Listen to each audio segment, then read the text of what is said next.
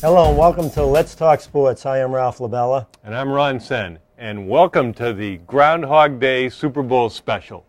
And what better achievement to see on Ground Hog Day than $28 million for everyone's favorite pitchman, Peyton Manning. He's got clearance to resume his football career, and all he needs to do is find out a place to play.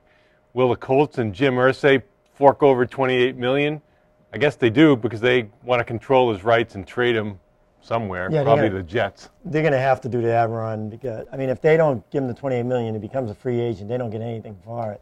I mean, they'll get their money back, some of their money back, plus they'll get players, and they'll get a draft pick, a couple of draft picks. So I'd definitely give him the bonus and then trade him. Well, and there'll be plenty of demand. It won't be, the Jets, what are they going to do? They give him a first-round draft choice, and that's middle of the road, whereas a team like Arizona or one of those bad teams, Dolphins. Luck has already told Indianapolis that he wants to start. He doesn't want to sit around. So, I mean, they know it. I mean, he's too good to sit there for 3 years and watch Manning play, and you're just going to lose it 3 years. The best move by the Colts, where they're young, they've got to make a lot of good moves to get back to where they were. Give them the bonus.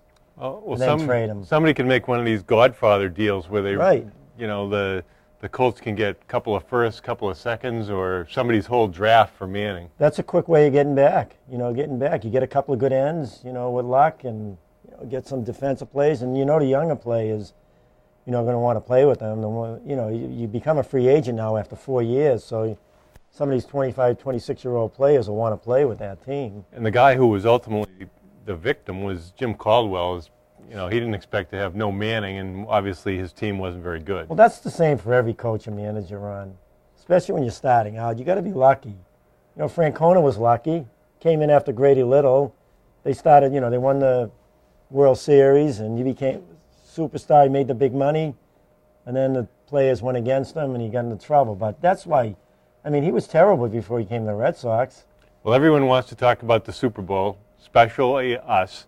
And we could start with the Dan Shaughnessy approach, comparing New York and Boston. Do you like Manhattan clam chowder or New England clam chowder? That's about all he knows, Dan Shaughnessy. He's one guy you don't want to listen to in regard to sports, because he really doesn't know what he's talking about half the time. Well, I think he just tries to be controversial. Yeah, that's what it's about. I mean, sometimes I listen to him and say, what is he talking about? And then he gets down on Brady. It's just mind-boggling to listen to him. Bob Ryan is a lot better. I mean, Bob Ryan, at least he understands sports. But Shaughnessy knows absolutely nothing about sports. But getting back, what do you think about the Super Bowl? Well, I think it should be a great game. First of all, while some people might have wanted to see the Harbaugh Bowl again, I think most people wanted to see the Patriots and the Giants. Forget about 2007 or the game earlier in the season. Those games have no impact on what happens. It's all about, people's execution Sunday. Forget it, history means nothing in these games. This is a more interesting matchup than the 2007 Super Bowl. I mean, back then, the Pats were undefeated. I mean, everybody was nervous. They want them to end up undefeated. They would have been called the best team ever, and it didn't work out. But this matchup here, when you have the Patriots, which most people didn't think they'd make the Super Bowl, same thing with the Giants. Giants played great ball at the end of the season, beat some great teams. Pats got there, they beat Denver, and then played pretty good against Baltimore. They would have had a great game against Baltimore, Ron, if Brady had a great game. Everybody else played well. I think the pressure is on the Giants. Yeah. I saw Fran Tarkenton on. He was saying the Giants' defense is better than the Patriots. You can argue that the Giants' offense is as good. Now, people want to canonize Eli Manning because he's had one outstanding season. They kind of forget about Brady. But Tarkenton did add, if there's an act of God, the Patriots win. Yeah, I mean, that's kind of a disgrace listening to everybody talk about Manning. A lot of people are saying that they'd rather have Manning than Brady. I mean, that's completely ridiculous. I mean, look at Brady's career and what he's done. I mean, not only the 3 Super Bowls, the touchdown passes he had. I mean, it's unbelievable. Last year, 38 touchdowns, 4 interceptions? People want to look at 1 week. So, last week Brady wasn't on, and all of a sudden he's a bum. But I'm going to tell you one thing, though, Ron. Manning, against the Patriots in the Super Bowl, everything went right for him on that last drive. He got lucky. I mean, he made a couple of plays, but he should have 2 interceptions, and he should have been sacked. I mean, the refs let two holding calls go. Right, in that Jarvis one play. Green got tackled. And same thing with Seymour. Seymour had him, and the offensive lineman grabbed Seymour. That's why Seymour lost him. But they're not going to call him when you have the quarterback. When you have your hands on the quarterback, they're not going to call holding there. He got lucky there. And then, I mean, look at the game against San Francisco. San Francisco had 2 interceptions. Their own player knocked the ball away. Well, not only that, the Giants didn't so much beat San Francisco as they beat themselves, unable to handle 2 punts. Right, you can look at the Baltimore game, too. The Patriots were lucky. That's why I think they're feeling good about themselves. They know they got lucky in that game against Baltimore. And, I mean, although they played, like I said, they played well. If Brady had a great game, they would have had a great game. Well, when you look at it, because they had 5 drives. Well, clearly the problem for the Patriots has been in the line. And if the offensive line can hold up over the years, if you give Brady time or any elite quarterback, they're going to kill you. Right. The problem, like you said, the line's been the problem in the big games. Over the years, they've been consistently good, except in the big games. When they've lost, it's been because of that. But, this game against the Giants, I mean, that's what everybody's saying. The Giants' pass rush is going to be tough. But I think the Pats are going to come in with 2 game plans. I think they're going to come in with the hurry-up offense. They're going to have that in their game plan. And then they're going to have a game plan where if Vollmer is healthy and starts, Solder will be another tight end. They're going to come out with formations with Solder as a tight end, Gronkowski as a tight end, and I'm not worried about Gronkowski being injured. He's going to play, and he'll play well. And then they'll have the 2 split ends with them, and Hernandez will be in there too. So at times you're going to have Gronkowski, Hernandez split out. You're going to have Solder in there if Vollmer's healthy as a tight end, and they'll spread them out, and they'll have Woodhead in the backfield and the shotgun. So they're going to do a lot of things, Ron. Well, in a big game, you never know who's going to be the hero or who's going to be the GOAT. I mean, I don't think anybody figured Billy Cundiff would miss a chip shot field goal at the end, or that in 2007 that David Tyree, a guy we never heard of, would make the key catch. So you never know whether some unknown like Ocho Cinco might do something. Well, they won't be concentrating on him. They're going to be concentrating on Gronkowski and Welker and Hernandez. At times they can't double team all 3 of them. Then there's going to be another receiver out there. Branch, is Branch going to catch 5, 6 big passes? That's what you hope for. Well, all season long, they didn't, if you said, what were the big plays they used to get on screen passes? They didn't use any. So you'd think that against the pass rush, screen passes and draw plays and wide receiver screens would be big. I think Pierre-Paul and Tuck are going to be the 2 key guys on defense.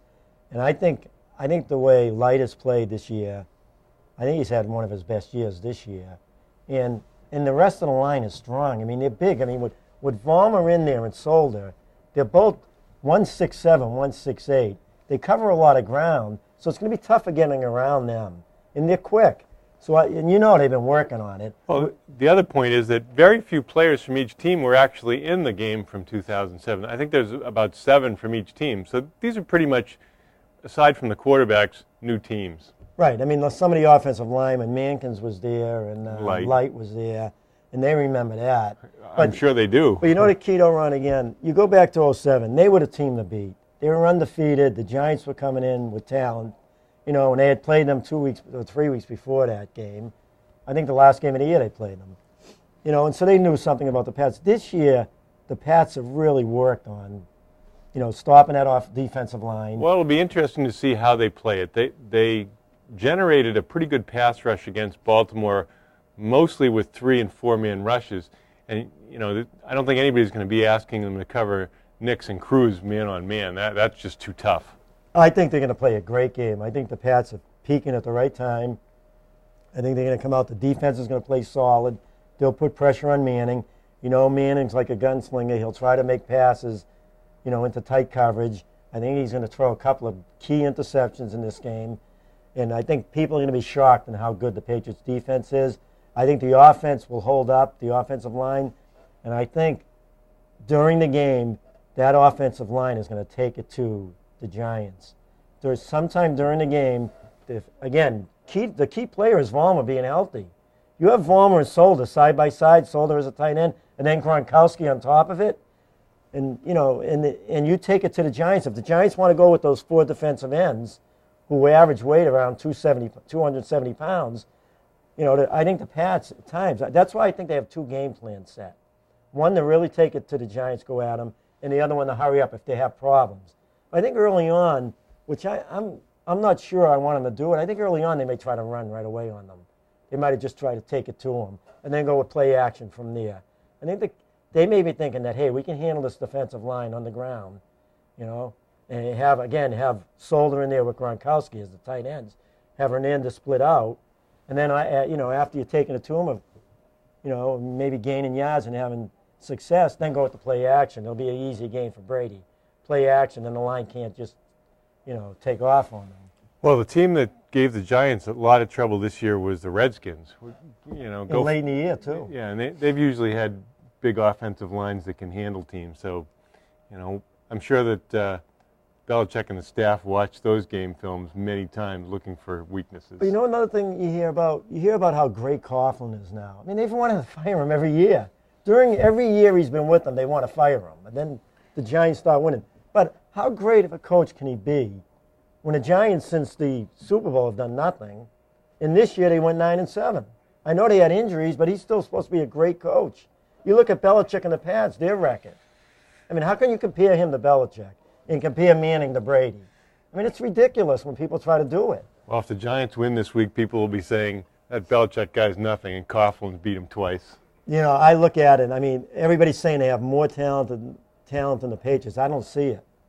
I think the Patriots can definitely offset that defensive line. Again, if they can just that offensive line wants to take it to them and go with more play action. So I'm not sure. A lot of people want them to go in a hurry up, get that defensive line tired. Like in the Super Bowl, they only went with the hurry up the last drive, and they were all sucking wind on the sideline. Strahan wasn't even in there in the Patriots' last drive when they scored the touchdown. He was dying. So people said, well, maybe if Belichick started in the beginning of the second half, they would have scored a lot more points. But I know what Belichick was doing there. He was trying to play it safe because they were in pretty much control of the game, even though they weren't way ahead. So this game here, I'm not sure what I want them to do. I'm not sure if I want them to just take it right to the Giants' defensive line, try to run the ball down their throat, then go play action, or go with a hurry up. But they're going to have two game plans. I know that. Well, remember when the Giants beat the Bills and when they had ball control for 42 minutes of the game, something like that. I'm kind of thinking that it could go that way. So I wouldn't necessarily expect Brady to be dropping back, throwing 35 times. No, it's going to be, this is different. When they had that team 4 years ago, they were a great team. They were a high-powered offense. It was an entirely different team. This year, I mean, again, their offensive line has been terrific, and I think they could pound it at them. Everybody wants them to go with the hurry up right away. I think, like I said 5 times, I think they're going to have two game plans. One where they take it right at the Giants and run it, and then go play action, and two to hurry up. They'll see how Belichick will get a pretty good idea early. What's the over-under? I have not seen that. I think it's 50-something points. Really? I think the game's going to be a lower scoring game. Some people think that. My prediction was the Patriots 31, the Giants 20.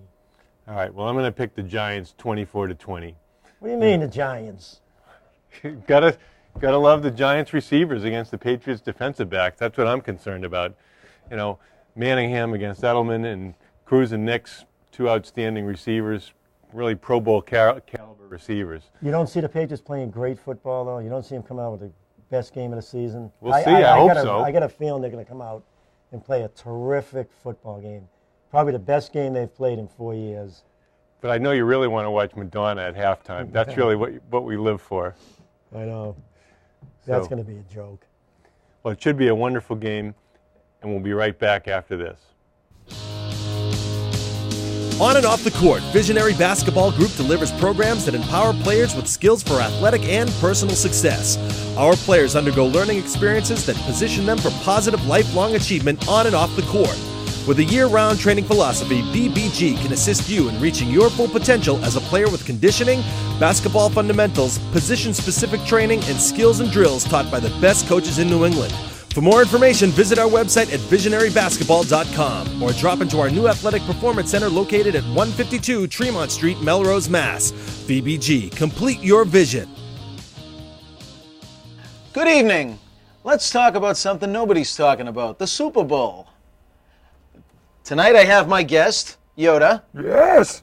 Thought we'd do a little bit of Jedi mind trick here. It works on the weak-minded. Absolutely. A lot of those out there. We're going back to the future. 4 years behind. Great Scott!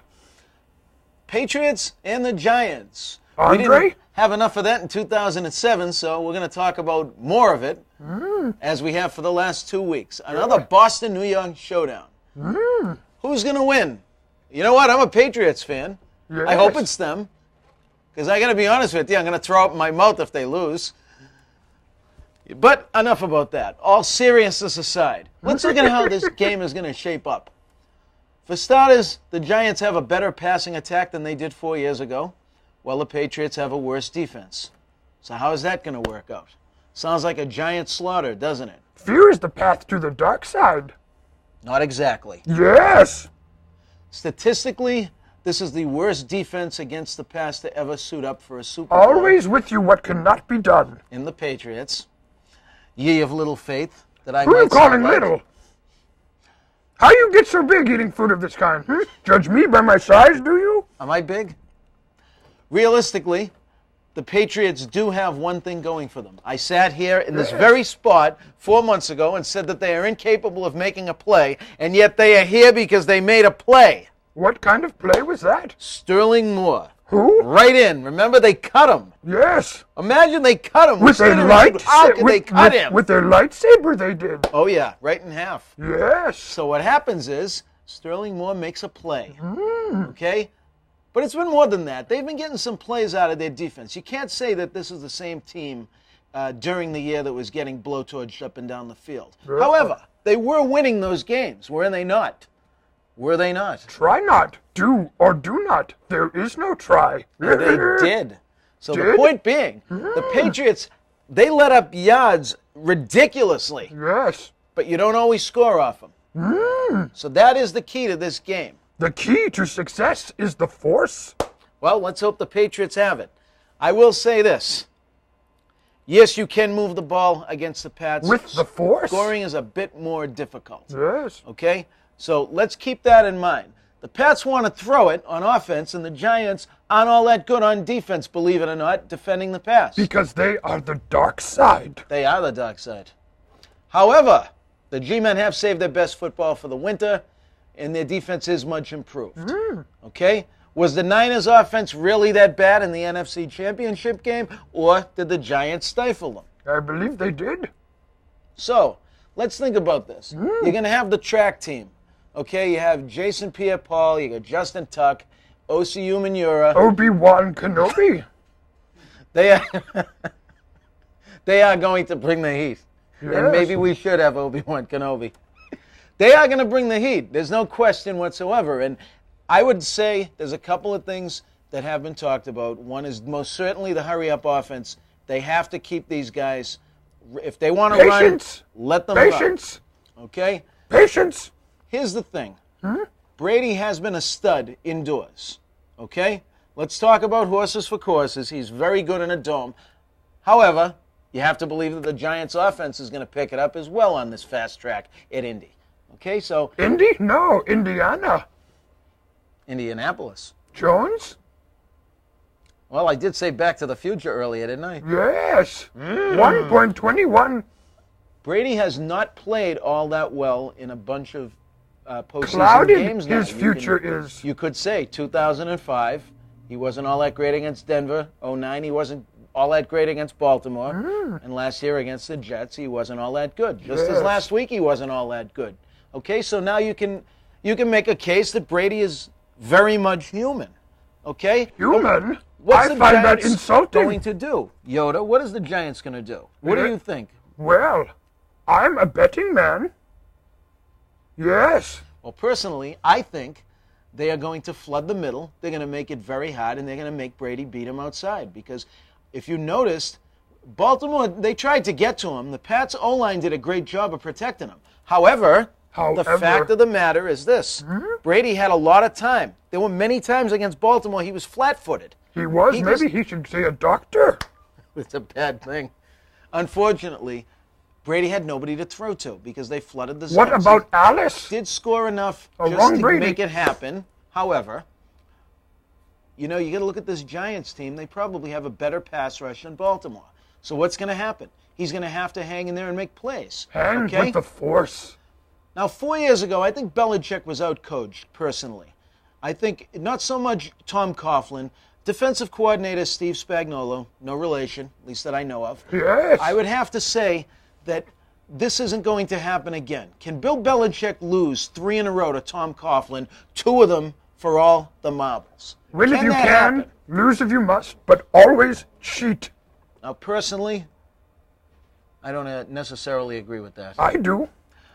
They don't For have to wait for 800 Moss years to get have over I been betting this on time games. around, okay? So the fact of the matter is this. The Yes. Giants can't double everyone. They can flood the middle. Somebody's going to get open, okay? Can Gronkowski play? Can Hernandez or Welker beat the double team? How about the law firm? Can the law firm Ben Jarvis, Green Ellis? Green. Green? Yes, I am. Can he do it? So I've brought YODA here to do something with the Jedi mind trick. We're going to make the Giants go away. I will make all of their dreams disappear. I think it's going to be a second half shootout. The Death Star, I I wouldn't be know. surprised if this is a 38-31 game. I just want it to be the Patriots on top. How's that sound? Absolutely.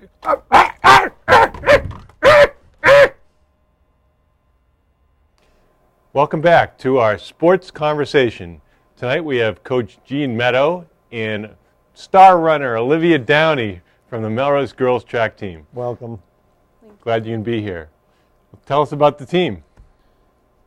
Go ahead. Oh, okay. Yeah. Well, we're undefeated this season, and we beat Reading for the first time in 35 years, which was a big accomplishment. And we're doing very well, I'd say. You're 5-0 now? Yes, 5-0. So you play most of the small division teams? Yes, we had one crossover, and that was Reading, and then our last meet is on this Saturday against Watertown. So to what do you attribute all your success this year? I mean, obviously you're working really hard, but are you recruiting more athletes to get into track, or do we have other kids moving to Melrose that are better athletes? I'm not sure, really. I feel like we had a smaller team this year than in the past. I'm not positive about that, but we have a lot of very solid athletes, and just we can score. I don't know what's different this year. We're just very, very solid team, I'd say. How long have you been coaching the team? I coached outdoor track in 1999. Then I left the school system for a job somewhere else. Then I came back in 2002. Do you just coach track? And I also coached freshman football. Freshman football? How many girls are on the team? We have about 40 on the roster. Now you have a pretty big disadvantage in that Melrose does not have a field house relative to others. I mean, I remember growing up in Wakefield, the track team would be running in the corridors after school, which that was even worse. But especially for field events, how do you really practice that? It's tough. It's very tough. We just kind of go with what we have, set up hurdles along the gym. We have some space for high jump now. We got gym time in the other gym. Shot is we have pretty good space for shot, I'd say. Now, what are you doing when I see you in the gym? You're in there most afternoons. Yeah, we high jump. Is that all you're doing? Yeah, Just high and then jumping? normally we high jump and then run, or run and then high jump. So, yeah. But when you see me, I'm high jumping. How many events are there? In total? Yeah, during the wintertime. 6 running events, shot put, high jump, and in some venues we get to long jump. Like So you're not able to work in your shot put then, right? Too much? Nah. What do you mean? I mean, can you work inside in that? Sure. We have a beautiful throwing circle that was built for us by Neil Lucis, whose son Cody was an all-state thrower. Oh, good. And he left that for us. So Do you do that in the Marcou somewhere? Yes, right in the corner of the Marcou. Yeah. You got to watch out for those flying 10 and 12-pound balls, though. So once in a while, one goes astray. Now, what happens after the Watertown meet? I mean, you're all done with your regular league competition. So where do you go from there? Well, actually, at the Watertown meet, we'll get a trophy for winning the Middlesex League small division. So that'll be a big moment for us. And then anyone that's qualified for state-level competition will practice until the 17th. The afternoon of February 17th is the Division III states. And if you place well there, you go on to the All-State. Is that at Reggie Lewis? Yes. Yeah. So now the girls that don't qualify, they're all done They're all finished. after the Watertown? Correct. So what did you qualify? Yes, I did. What did you qualify for? My 3 events, which are high jump, 600, and 4x4. You qualify for all 3? Mm-hmm. Which one do you like the best? Either high jump or 4x4, I'd say. I'm not the biggest fan of the 600. It's a tough race, I but heard you do well in it. I'd say so, yeah. So it takes a lot out of you. Yeah, it does. I've gotten sick once or twice afterwards, but yeah. So there's no 440 like when you see the pros and college teams. No. Well, aren't they like 220s, 440s? Well, they don't compete in yards anymore, so everything is meters. So you do a 600. Yes. As far as improving over time, obviously you see a lot runners who are successful at different ages. I mean, obviously girls mature more quickly, so probably they're more able to compete. You know, we don't see many freshman boys who can compete against seniors, but are there always new competitors coming along? You can see them kind of at the meets no matter what age they are, or? Yeah, there are some really good athletes that you always have to watch out for. And some of them, there are some surprising freshmen that are actually pretty good. But, I don't know, you're with the same people a lot, so you kind of get to know the teams. What event have you had the most success in? I think maybe high jump. I might be undefeated in high jump, but I'm not too positive about that What's one. your height? What do you jump at? This year I cleared 5'2", which is my best height. 5'2". What meet was that in? Was that early on or? That was about mid-season, I think. That was in Lexington. I believe that was on December 19th. Or, I'm sorry, January 19th. Yeah. Mm-hmm. Yeah. Now, what technique do you use? I use the flop. You use the flop? Yeah. Well, most of the girls use the flop, Yeah. right? One or two maybe scissor kick the ball. I think only one of them do, but yeah, most people do the flop. And how do you do in a 600? I do pretty well. I think, Have you won any? yeah, I'm undefeated in that too, I think. You But think? I don't remember. I think Olivia's Whatever. being modest because in the race at Reggie Lewis for the Middlesex League event championship, she was pushed very hard by Camilla Icehern from Lexington, and Olivia came in second, but she ran under 1 minute and 40 seconds, and that qualified her to run at the New Balance Nationals in New York City. And how's that runner from Lexington? Is she one of the top runners around? Yes, oh yes. She's very good. But when Olivia's challenged, that's when she'll rise to the occasion. As you two probably know. Right? Well, we used to put her on the best offensive player in Okay. basketball and tell her to shut him down, and the coaches used to get upset at us because she'd stay all over them the whole game. I bet. In training for the 600 meter, do you do a lot of sprint training, or do you do more distance training, or a mixture of both? It's normally a mixture. I mean, some days I'll do a lot of sprinting, and then the next few days I'll do some longer workouts. So it varies. Now, who else is on the 4x400? That also varies. It's kind of touch and go with that because a lot of people have been injured lately. But I think the initial qualifying team was Margaret Simcoe, Kelly. Kelly Lombard, Bianca St. Clair, and I. Now, is it the team that qualifies for that? Can you put any four in that you want? That's correct. We have a qualifying time. They'll be entered as just 4x400 from Melrose, and chances are that I will use different people. So it's like the college and the pros. Right.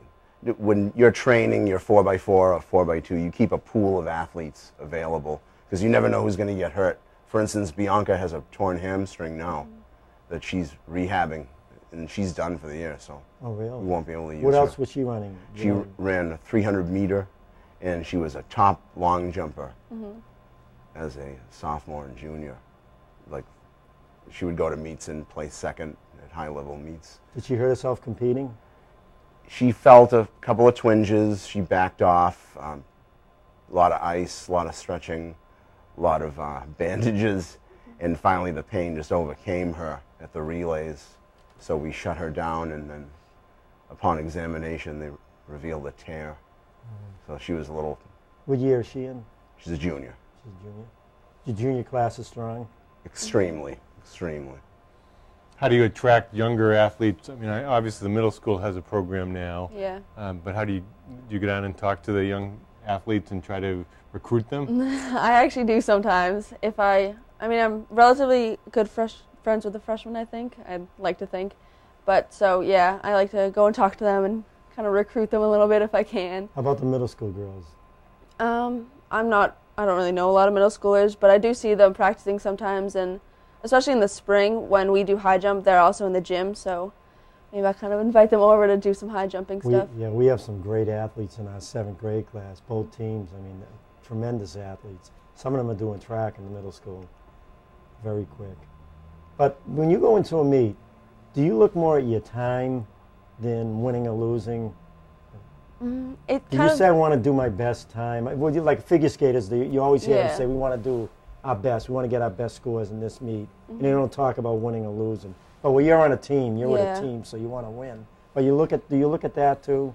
For the most part, well, it kind of depends because we run at different tracks, so the times can be different because lap-wise, it's kind of different. But if you know that you have someone you need to beat, a lot of the time I just focus on beating that person. But if it's more individual, I look at the time and I pace myself time-wise. But like I said, it varies. Now, I'm not sure how much you do with sports psychology. I'm a huge believer in sports psychology, and that athletes can perform at a higher level when they believe that they can perform at a higher level. There's a really great book by Jason Selk called 10-Minute Toughness, where he gives people a real program that they can work on to not only set goals, but to use visualization and other techniques to improve. Is sports psychology a part of your program at all? Or you just say, I'm going to run fast today? Yeah, we normally say that. Sometimes we have off days, but we all push ourselves, I think, and the coaches also push us very well. But yeah, we do push ourselves a lot. Now, next year, will you be competing against Reading again, or will it be another large division team? Yes, they're our crossover meet for 2 years. Oh, they are. Yeah. So that'll be a fun meet. They're going to be looking to get back at you. Yeah. Have they lost any other meets? I believe they also lost to Lexington. And did you compete against Lexington? We did not. They were they're in the other division. Who's the toughest team from your the small division besides you? I think the new addition, Wilmington, was very good. Was that a good competition? It was a close meet, and we won in the last event. But I was surprised because they didn't have large numbers, but high-quality athletes. Has the fact that January wasn't a ridiculously bad weather month been a help for your team, considering that you don't have a field house? It was actually pretty helpful because a lot of times we practice on the field, so we can do like 50-yard sprints and 60 yards and all that kind of stuff. So yeah, it did benefit us. Do you find a big difference? You do the spring track, yes. Spring and the winter? Now, when's the cross country? Fall. So you do you do all three? No, I play soccer. Oh, you play soccer, that's right. How are you doing in soccer? We're doing well. Last season we made it to the tournament for the first time in 5 or 6 years, I want to say. But we lost in our first round game to Stoneham, which was really tough. But, we made it that far, so that was good. How's the team look this year? We can be very strong this year. We lost 6 seniors, but they're very strong 6 seniors. So we're going to have to kind of patch up that kind of area. But we can do very well, I think. Have you started looking ahead at your college selections yet? Oh, geez, I get that question a lot. Sometimes I don't know. I get emails and letters sometimes, but it's very scary, I'd say. You do get them from colleges? Yeah. What colleges? Like division? What division? I'm not sure division-wise, really. I don't really. My mom knows more about the divisions than I do. Bentley, Assumption, any of those schools? Do you know? I don't think none from Bentley, none from Assumption. Actually, I think I got one from Assumption. That's maybe. a real good league. Yeah. So you look forward to the next couple of years? Is it? Well, next year we're going to lose virtually nobody. A couple of point scorers, but we're going to retain the bulk of our team, the core. So I think we're going to be very competitive again. Now we periodically see relays posted in the newspaper about and even though your team's having a lot of success in the Middlesex League, we'd like to see Melrose, being a point on the map on the state. Is that in your future? I hope so. It depends on how healthy we can stay. Losing Bianca was a big blow because Did she go to? She ran the 4x100 too? In the spring, she would run the 4x100. In the winter season, we have 4x4, 4x2, and 4x8. Those are the. You have 4x8? There's a 4x800. We had a qualifying team, but teams that can compete in those relays at the state level usually have a bevy of distance runners, and we don't. They're talented, but we don't have enough to spread around like that. And I wouldn't ask a 2-miler and a miler to go all out in their event and then 10 minutes later have to run another 800 meters. It's just too much. Do you have a good 100-meter runner? In winter season, there's 55 meters, then it jumps up to 300. Oh, wow. 100 meters is a spring. So what do you enjoy most? You must enjoy the spring more, right? Well, you're outdoors, number one. The spring it's a much better atmosphere, I think, just because the warmer weather, you're outside, and the meets, it's just you and the other team you're competing against, so it's a bit more relaxed. But, I don't know, winter, you're with everybody, which can sometimes be stressful, but then you also kind of make friends on other teams, as much as you don't like it. Right. But they're nice people who do winter. Now, what events do you do in the springtime? I do high jump and 4x4 again, but then I also do the 400. Yeah, which is, you like that better, right? The Yeah, 400. I think so. So you don't have a no fraternization policy? No. You're way too young to remember. There's a pitcher back in the 60s, Bob Gibson. He would not talk to players on the other team. There was no kind of bro hugs or anything like that back in those days. Do you get a lot of support from your classmates? Oh, yeah, definitely. No, well, you're competing at Watertown, your next one? Actually, we'll be in Reading at their new field house. With a basketball right there where you did it over? Right. The indoor facilities are limited. We compete at Reggie Lewis, which is a great arena, Gordon Track at Harvard, but once in a while we have to compete on a smaller track like Lexington or Reading. When is that? When's that next meet? Saturday. It's Saturday. What time? The girls' meet is at 12:30. And how long does that go? Probably take 2.5 hours or so. They go one after another? It sounds like a gunfight because the starter is firing the gun so quickly. Yeah. So will you go from one event to another without resting sometimes? Oh, yeah, it's really tough, especially between high jump and 600, because high jump is more in the beginning, and then 600's kind of the middle, and I have to jump, go check in for the 600, jump again, run the 600, and then go back to high jump. Well, who handles all that for you? Do you have someone that tells you? Sometimes like I get assistant? a teammate, yeah. A teammate sometimes check in for me. And you're all cheering for each other. Oh, yeah, Now, definitely. what height do you usually start the high jump at? Opening is 4.2, but sometimes I pass, or most of the time I pass to 4.4, 4.6. Save energy, save Yeah. jumps. What is the competing against all these teams? What's been the highest? I mean, who's jumped the highest? And what has it been? I'm not sure. I think you were the top seed. 5'2"? I think so. Olivia was the top seed at the Middlesex League Event Championship. Because I remember years ago, the pros were going 7 feet, so all you have is what? 1 foot and Yeah, no 20 big deal. more inches? Oh, it's difficult to jump an extra higher, Yeah. an inch higher. And it gets very scary, too, because you're running up to it, and it's like at your eye level. It's very Do you scary. have, this is probably a stupid question, do you have to use different shoes for the one event versus another? Actually, there are special high jumping shoes. I don't own them. I'm actually looking into that, but that's actually not a very stupid question because there are different shoes that you could use. Compare this to soccer. How much more do you enjoy? Which sport do you enjoy best? They're very different. I don't know. Do you ever wake up and say, geez, I got to meet today. I can't wait to get out there? Sometimes last year I used to get so nervous, but this year I'm more kind of excited and looking forward. During the day, last year I dreaded it so much, but then this year I've become more excited and just a better feel this year. You walk up to the other girls and stare them down, that kind of thing, or? Not Olivia. Her sister maybe, but not Olivia. Well, thanks for joining us tonight, and we look for a lot of success from the track program going forward. Thanks, Thanks fellas. for coming in. Good luck. Thank you. guys.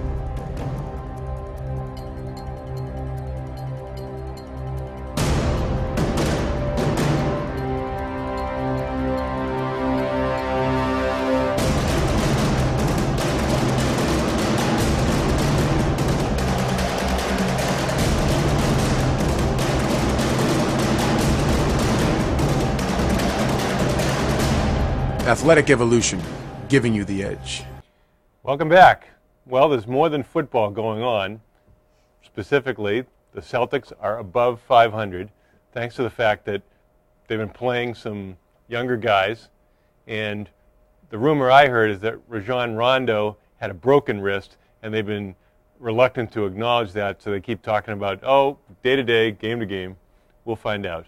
Yeah, I'm enjoying watching the younger players more. How about Johnson yesterday? They put, sometimes Rivers, he doesn't give these young guys a chance.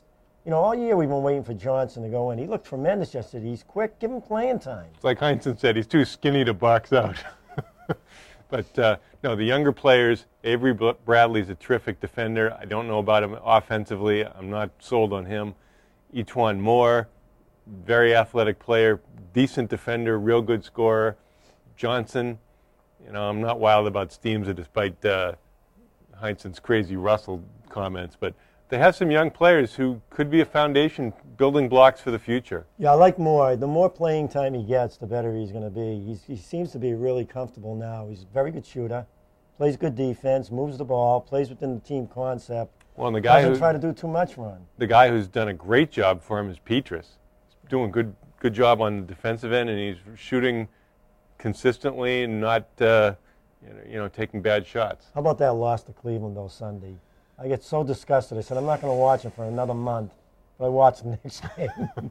Yeah, well, how many times have you said that about watching sports? But, we'll see. In the longer run, they can't play the older players big minutes.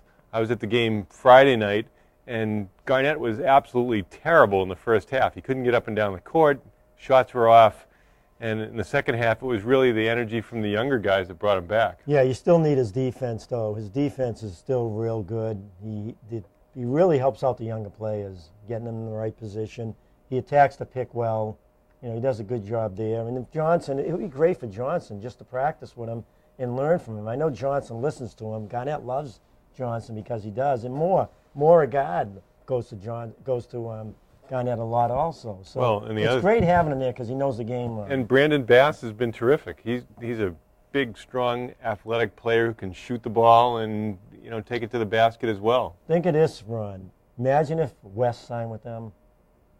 David West, right? Right. West signed with them and not Indiana. I'll tell you, Ainge has put a good team together. He doesn't have the center, especially when you're relying on Jermaine O'Neal. Jermaine O'Neal will block shots or whatever. And Johnson's not a true center. He's more of a 3 or a 4. But that's one area. If he had a solid center, this team could be good again. Well, even though we're a little bit enthusiastic that they're over 500, realistically, they can't beat good teams so far. They did beat Indiana at home, but but Orlando's been slumping. But they beat Orlando twice. Yeah, but we need to see them beat the Spurs, Lakers, Oklahoma City, Chicago, teams that are real legitimate contenders. Yeah, they didn't play well against Oklahoma City when Oklahoma City came in. I mean, they played pretty good against Dallas till the end of the game, but they weren't playing good when they played Oklahoma City. They're playing a lot better now, Ron. Oklahoma City has the Durantula. That's the new name. I love that. But how about you? Have you looked at the stats on Perkins lately, the last 5 games? No. 20 minutes, 2 3-points, 3 4 rebounds. The team started doing good, and everybody's saying it's Perkins. But they picked up 2 guys when they picked up Perkins. They picked up the other power forward, too. What's his name? Well, they had Kristich. Yeah, they had him. I'm talking about Oklahoma City. Oh, Oklahoma City.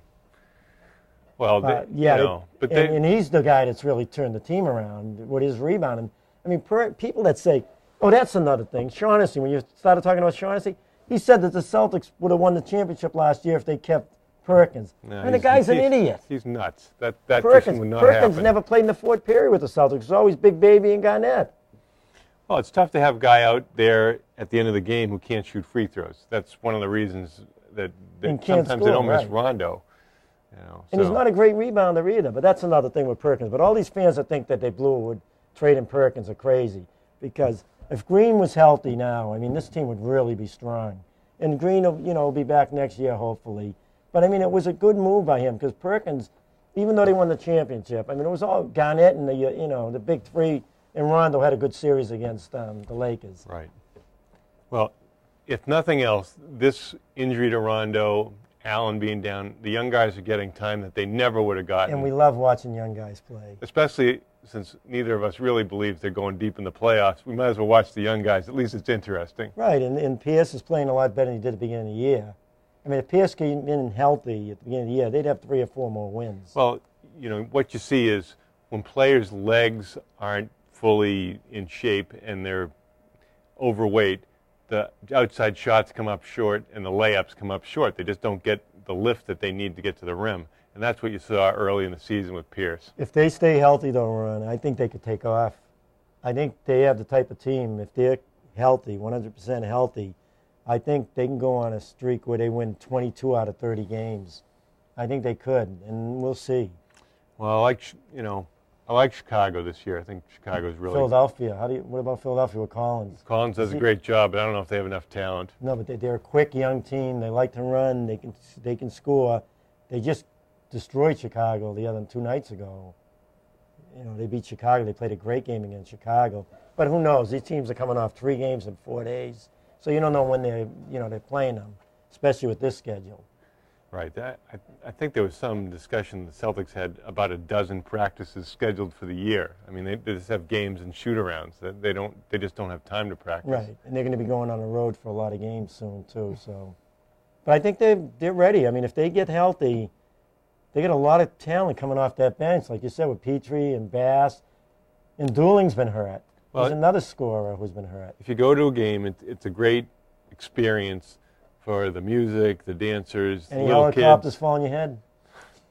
Parachutes? No, but one member of my party had a beer for $8.50. So I'm glad to see that they're still making a couple of bucks. What about high school basketball? Well, the boys' team has qualified for the postseason tournament. They played a good game the other night against Arlington. I think they're starting to play with some of the enthusiasm and selflessness that they showed earlier in the season. We still see people winding up for the big dunk instead of just going in for a layup. But, if you're going to wind up for the big dunk, it is kind of important to make it and not lose the ball on your way out of bounds. But, as 2 people who never dunked a basketball in their life, maybe it's just dunking envy. Well, you got talent, have talent like they do. I mean, Adams is as talented as any player I've seen at Melrose. He's an outstanding player. And then he has Sherlock with him, talented player. And down low, he's got Gillis and Perot's back. And if Jones stays down low, he can hit that shot. But Jones is a very good rebounder. So they have it all.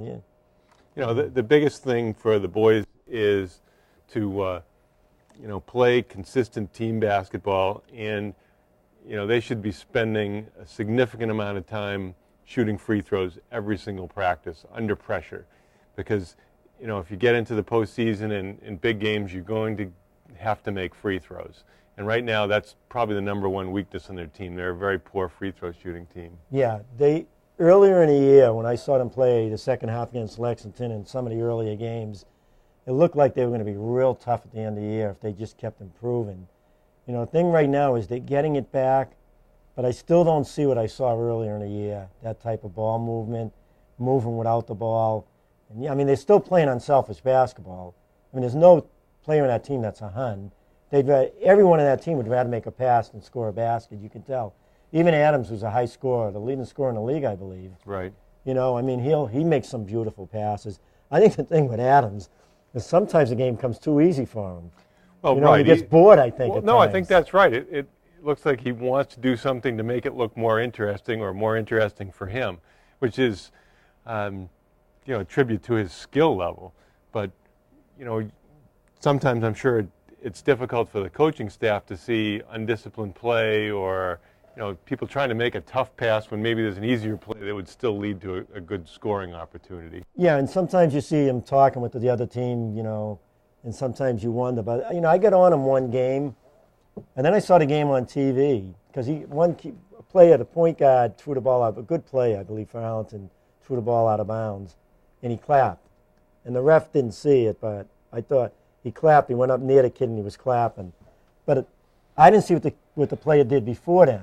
The player got in his face, so he made a beautiful move to the basket, Adams, and finished. And that player, I saw it on the TV, and the player went right up to him and said something to him. So, sometimes, you have a talented player like Adams, they're going to get in his ear, too. When he's a young kid, and he's just going to go back at him at times. Well, their next game is Burlington, and there was clearly no love lost between the two teams by the end of the game. It got really chippy, a lot of elbows, shoving, unsportsmanlike play. So, that game will be completed by the time you see this on television or on the internet. But expect some fireworks. Yeah, but I'm really looking forward to seeing where they get to before the playoffs because there's definitely talent there. Sherlock's had a great year too. I mean, he's another player. I mean, they have the talent to go deep in the tournament, and again, Adams is probably the best player in the league that I've seen. I mean, although Wakefield has Hamilton, who was tremendous against us, but Adams, Sherlock, again, Gillis, Perot down low. So Welsh, Welsh, your point guard's had a good year, especially playing defense and moving the ball. He's one of the players who has to work on his foul shooting, but get better form. But the sky's the limit for this team. If they really put it together, I mean, they're playing well now, but if they really put it together, they could beat anybody. Well, as I've said before, you don't want to look back in 20 years and say, well, gee, if we'd only done this or we'd only done that, maybe we could have had a championship. It's too late. So they need to apply themselves and take comfort in their ability and enjoy their opportunity to really do something special. And there's one other thing that I've seen. When Coach Kasperzak takes certain players out, you can see they're not happy about being taken out. And sometimes the player going in for him is a better player, like Perot. I don't think Perot's getting enough minutes because Coach Kasperzak knows that if he sits out certain players too long, they're not going to be happy. So he's trying to make everybody happy, but Perot should be in there almost the whole game. Perot's an example of a player who brings a lot of energy to the floor. What he does may not always show up in a box score. He's going to get rebounds, but he gets deflections, he gets steals. He's not going to be a big scorer, but he has an infectious enthusiasm that spreads to the other players. And I'm sure if they track plus-minus, he's got a good plus-minus ranking. He's the type of player who should be playing the whole game, unless he needs a rest. And I can see, Coach, that's the one situation that I see with the team, because there are other good players in the team, but they don't do what he does. Well, the other thing is, when you're watching a game, as coaches, we see some things that maybe the more casual fan doesn't see. So, for example, a player gets his third foul early in the third period, and the coach tries to substitute, and he waves him off. Then the player gets another foul very quickly, and he's got 4, has to miss a lot of the second half. That can't happen. You need to develop a basketball maturity, a mindset. You're either going to play with fouls and adjust how you play, or you're going to say, Coach takes me out, I have to sit down for a few minutes, get my head together, and get back in there. Like we said the other day, he has 16, 17, and 18-year-old kids on that team. And, you hope they grow up. I mean, they're still kids. So, and he's got to work with them.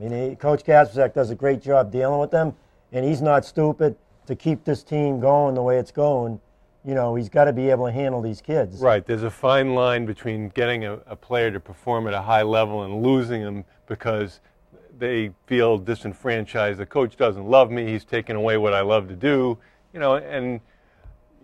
grew up in a different era. That when the coach was the word of law. Yeah, but all I would say to these kids is you've got to understand that sometimes the player coming in for you is a better player or, as good as you and can really help the team. And they've got to understand that and let Coach Kasperzak make those moves. Well, and on the girls' side, they've won 7 out of 8. They're 8-5. They're in a great position to make the tournament.